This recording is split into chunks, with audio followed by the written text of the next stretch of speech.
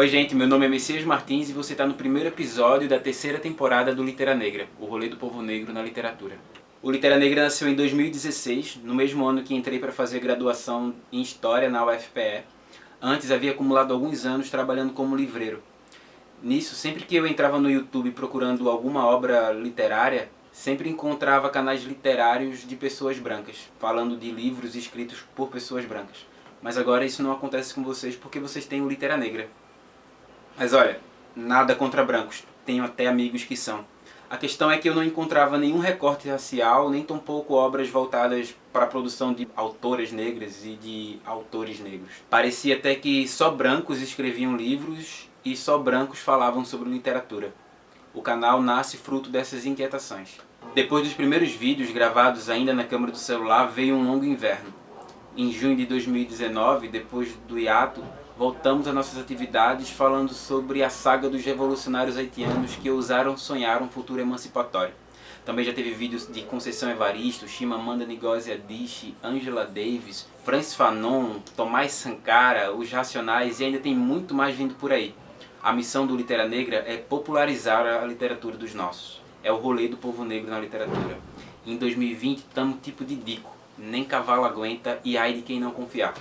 Em 2020 vocês podem ajudar o canal mais de perto através do Apoie-se, que é um mecanismo de financiamento coletivo onde vocês podem estar contribuindo a partir de R$1. Mas se você não está podendo no momento, não se aperta, a gente sabe que o capitalismo não está e também nunca teve para brincadeira.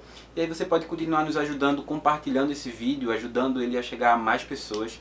Se você não está inscrito, não fica moscando, se inscreve no canal, deixa o joinha no vídeo que já fortalece. Inclusive, gostaria de agradecer ao amigo Renan que nos ajudou doando esse microfone de presente, onde vai estar melhorando a qualidade do som do canal.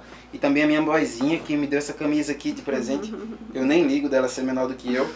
E é isso, Palestina Livre. Dando início à nossa terceira temporada, trazemos para vocês a aquariana Toni Morrison.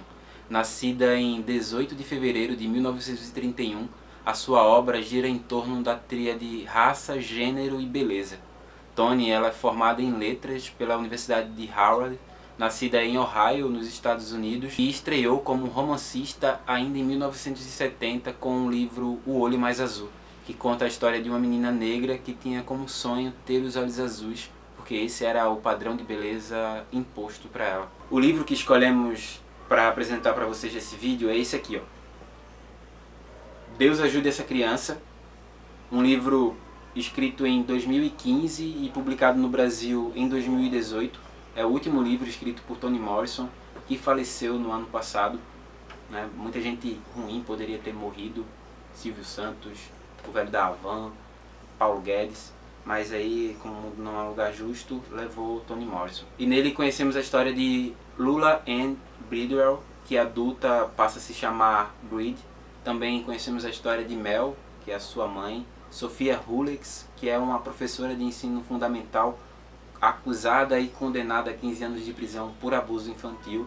Também conhecemos a Brooklyn, que é a amiga loira de Dreads, e o Buchan, que é o boyzinho da Breed. Vencedora de diversos prêmios, entre eles o Pulitzer de Melhor Ficção em 1988 pelo livro Amada, Toni Morrison também é a primeira mulher negra a vencer o Nobel de Literatura em 1993. Inclusive não teve nenhuma outra mulher negra que venceu o Nobel depois de Toni. E um adendo importante para a galera do Literatura Não Tem Cor, pipipi, vocês veem racismo e tudo, popopó. O Nobel de Literatura é um prêmio que existe desde 1901 e apesar de ser um prêmio global, 70% dos vencedores eram da Europa. Se a gente faz um recorte de gênero, 87,1% eram homens e apenas 12,9% era feito de mulheres. Se a gente fala de homens negros, eles não estão em posição muito melhor do que as mulheres negras vencedoras do prêmio.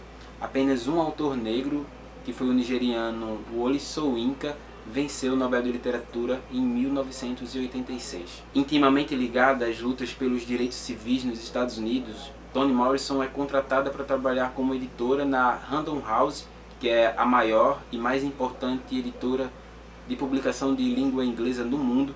E a partir do seu trabalho, Toni começa a trabalhar pela popularização e divulgação da literatura negra nos Estados Unidos. É através de Toni Morrison que Angela Davis escreve e publica o livro Uma Autobiografia de Angela Davis, que a gente já trabalhou aqui no canal, vou deixar o link na descrição para vocês.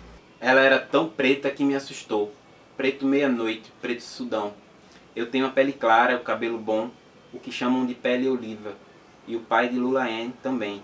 Não tem ninguém na minha família com uma cor daquela. Lula-Anne nasce negra como a noite, apesar da cor branca dos seus pais. É o popular retinta, mas eu prefiro chamar de reluzente, que é um adjetivo muito mais bonito. Porém, o casamento de seus pais não resiste à cor da sua pele.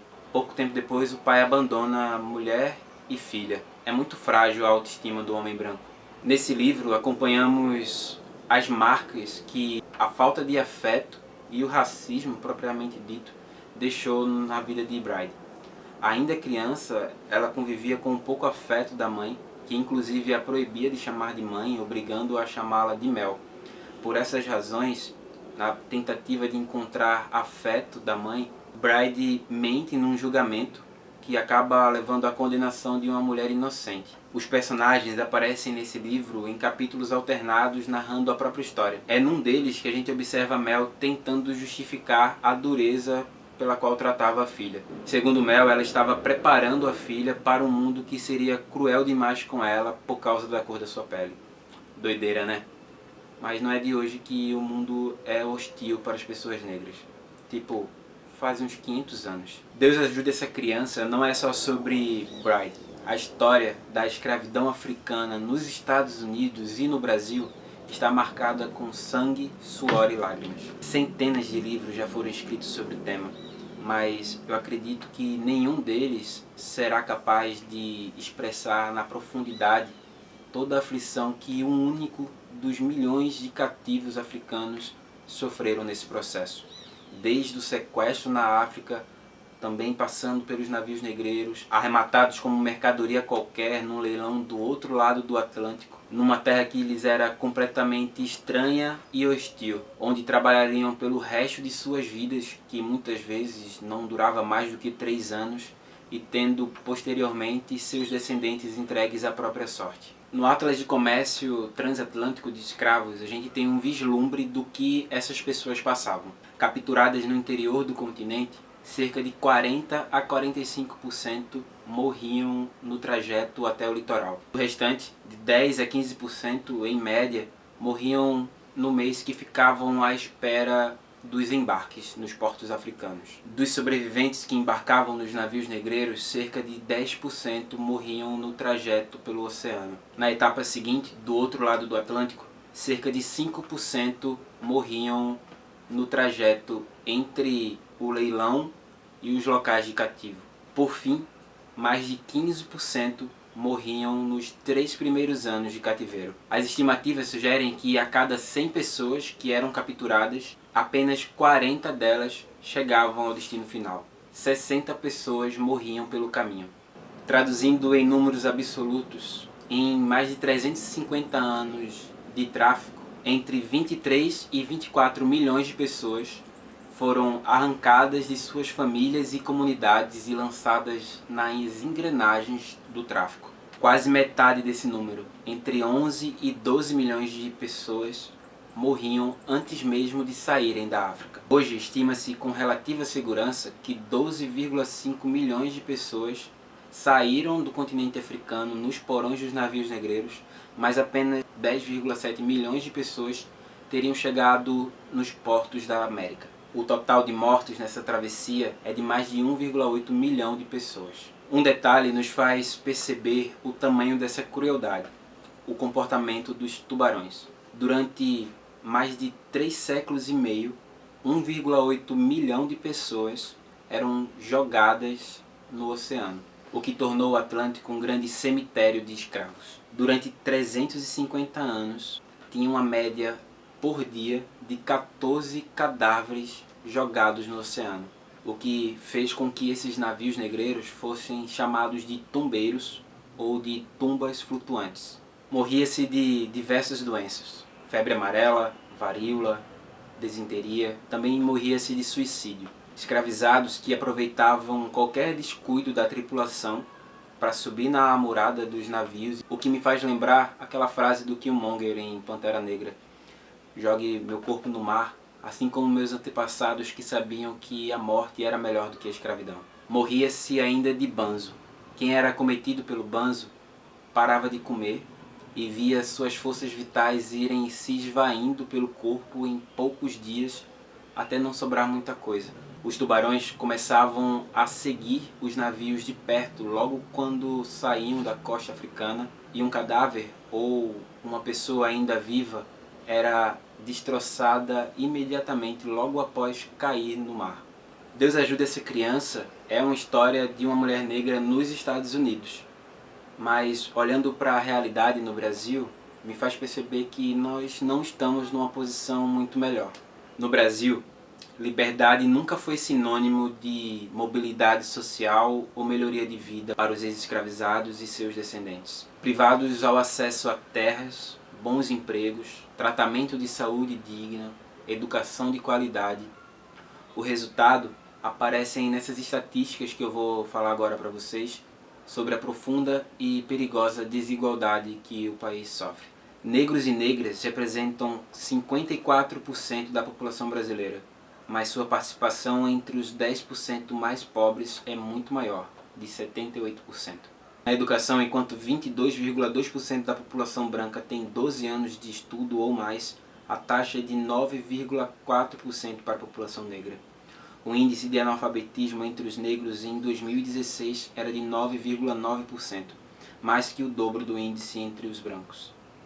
Nos cursos superiores, em 2010, os negros representavam apenas 29% dos estudantes de mestrado e doutorado, e só 1,8% entre todos os professores da Universidade de São Paulo, a USP. Um homem negro tem 8 vezes mais chances de ser vítima de homicídio no Brasil do que um homem branco. Também são negros e negras a maioria esmagadora da população carcerária.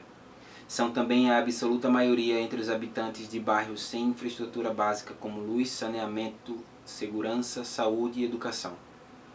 Entre os 1.626 deputados distritais, estaduais e federais e senadores brasileiros eleitos em 2018, apenas 65, ou menos de 4% do total, são negros. No Senado, a mais alta Câmara Legislativa do país, a proporção é ainda menor. Só 3% dos 81 senadores se declaram negros. Entre os governadores dos estados e o Distrito Federal, não há nenhum negro. E também nenhum entre os ministros do Supremo Tribunal Federal, desde que Joaquim Barbosa se aposentou em 2014.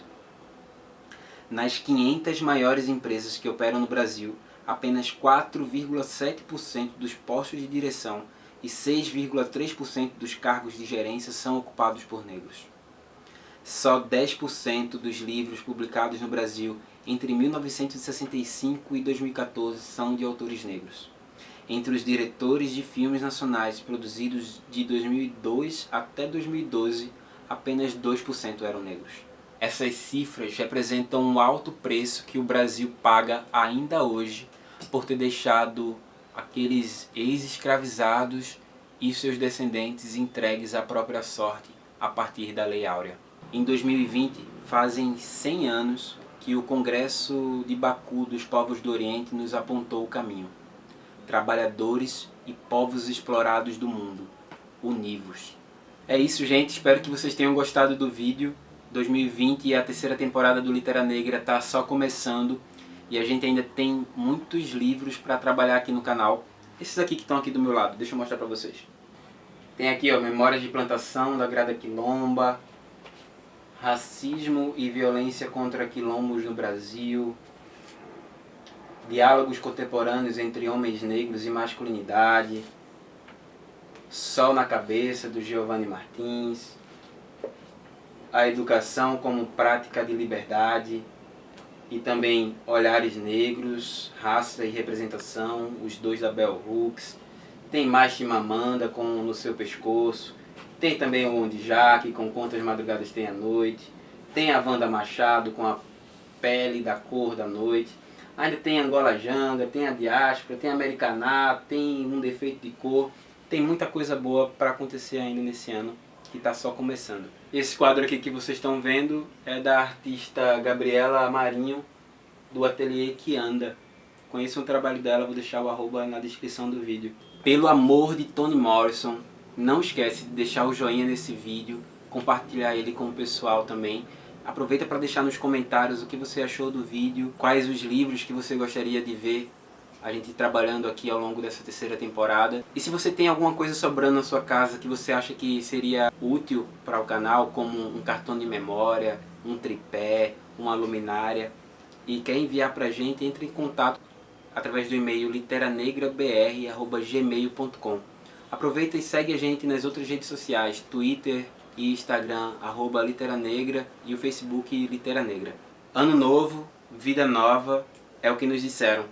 Mas mais um Natal e mais um ano novo começou sem a gente saber por que o vizinho de Bolsonaro matou Marielle.